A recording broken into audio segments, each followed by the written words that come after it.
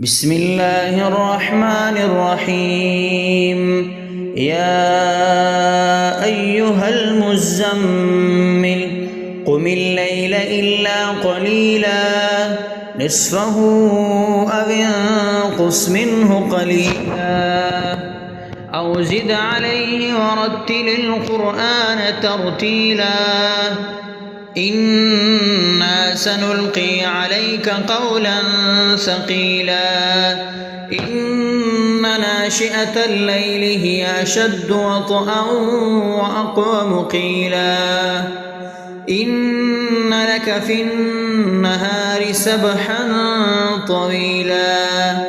واذكر اسم ربك وتبتل إليه تبتيلا رب المشرق والمغرب لا إله إلا هو فاتخذه وكيلا واصبر على ما يقولون واهجرهم هجرا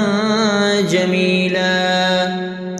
وذرني والمكذبين أولي النعمة ومهلهم قليلا إن لدينا أنكالا وجحيما وطعاما ذا غصة وعذابا أليما يوم ترجف الأرض والجبال وكانت الجبال كثيبا مهيلا إنا أرسلنا إليكم رسولا شاهدا عليكم كما أرسلنا إلى فرعون رسولا فعصى فرعون الرسول فأخذناه أخذا وبيلا فكيف تتقون إن كفرتم يوما يجعل الولدان شيبا السماء منفطر به كان وعده مفعولا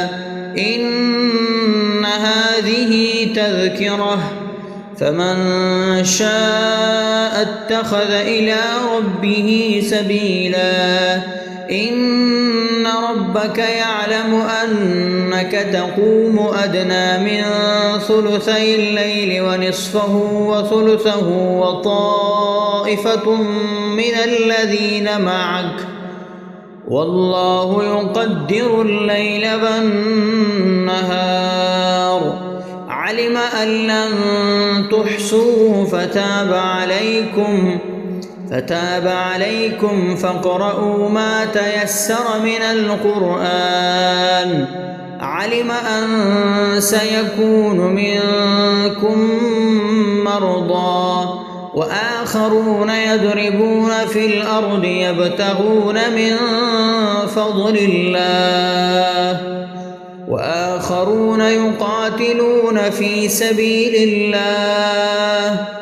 فاقرؤوا ما تيسر منه وأقيموا الصلاة وآتوا الزكاة وأقرضوا الله قرضا حسنا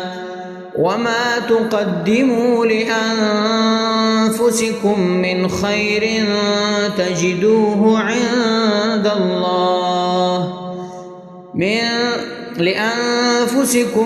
خير